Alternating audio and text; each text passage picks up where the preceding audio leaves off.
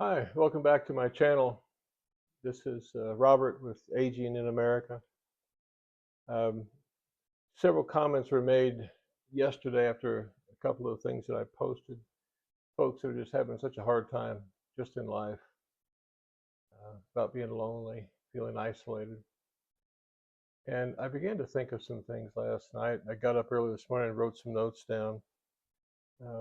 See, one of the things that you learn from living a long life um, is that life doesn't always feel like a garden or a playground.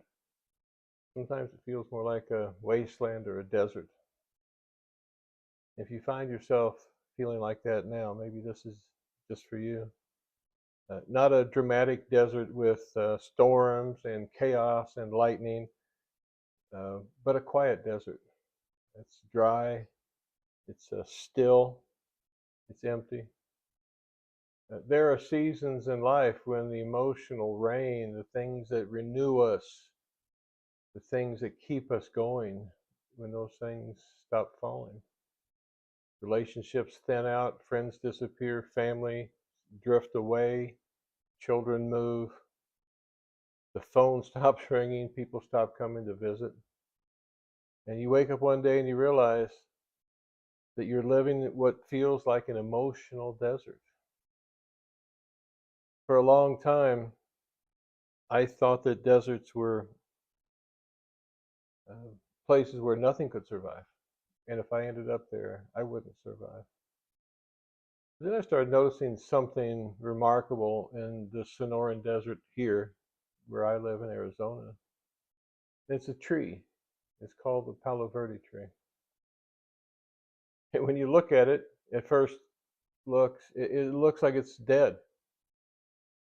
Most of the year, it barely has leaves. It's not like trees in the Midwest where we came from, where the trees would fill with leaves. It's not like that. Um, it just bare leaves, bare branches, bare limbs, stretching into this blazing desert sun, and you would think there's no way it can survive.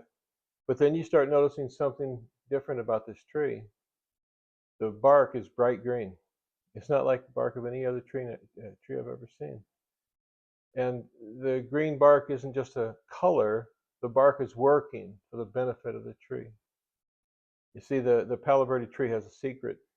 100% of it can photosynthesize. That's just a big word that says the entire tree can regenerate itself. It can rebuild itself. Not just the leaves, but the branches, the limbs, the trunk. Even when the leaves that are there will fall during a drought, the tree keeps turning sunlight into energy that will sustain it. It keeps living. It keeps growing right there in the desert where you think nothing can live. And I thought of something at 2 o'clock this morning when I couldn't sleep. Some of us become like that tree. Life has a way of taking things from us, doesn't it? The emotional leaves that protect us fall away. The people who used to be near us to shade us and protect us, they leave, they disappear. The encouragement dries up. The laughter dries up. And for a while, and sometimes maybe to ourselves, it feels like we're dying. But something deeper is happening.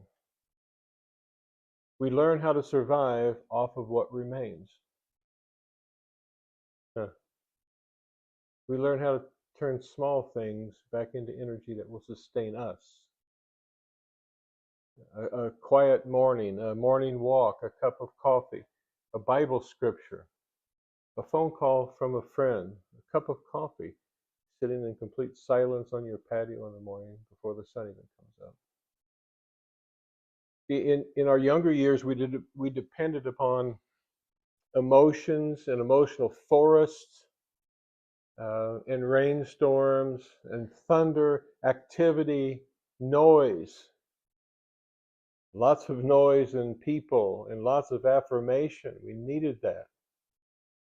But aging, growing older, Sometimes it moves us into a desert. And strangely, the desert teaches us, we learn a different kind of strength.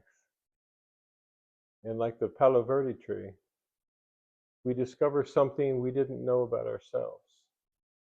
We can live with fewer leaves. We can draw energy from deeper places within us. Our bark will turn green. Not because life became easier, because it hasn't, but because we've adapted in a place that we now find ourselves.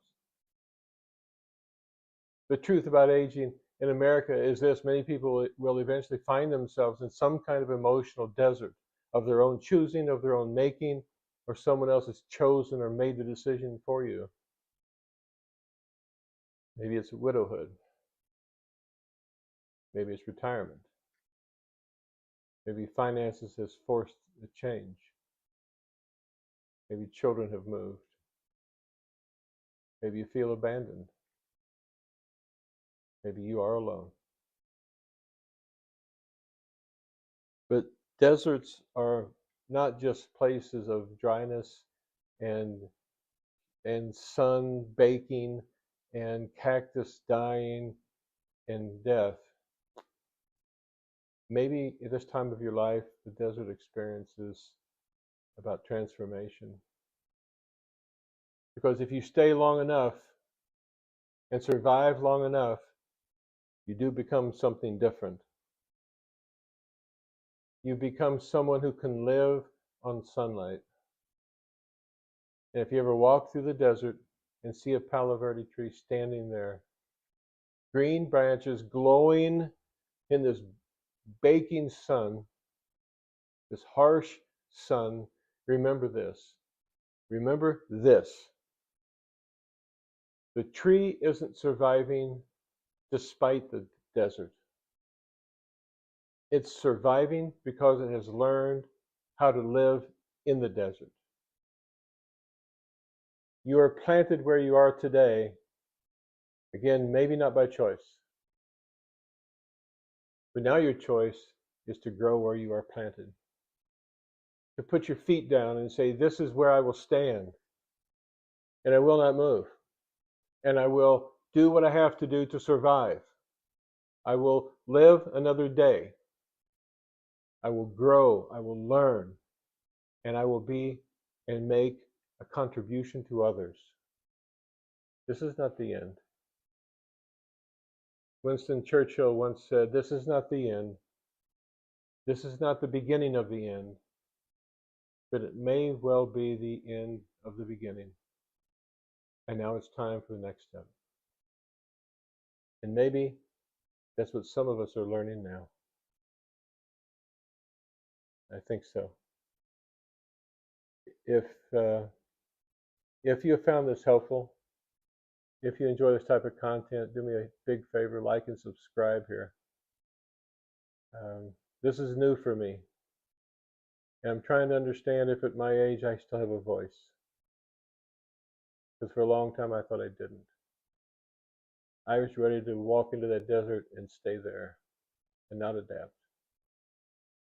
And coil into my own self and cease to be who I am. But that's not who any of us need to do, what any of us need to do. So, thanks for listening. Thanks for staying with me. And I always say at the end of each video, until we talk again, all of us, you and me, every one of us, let's age well together. God bless.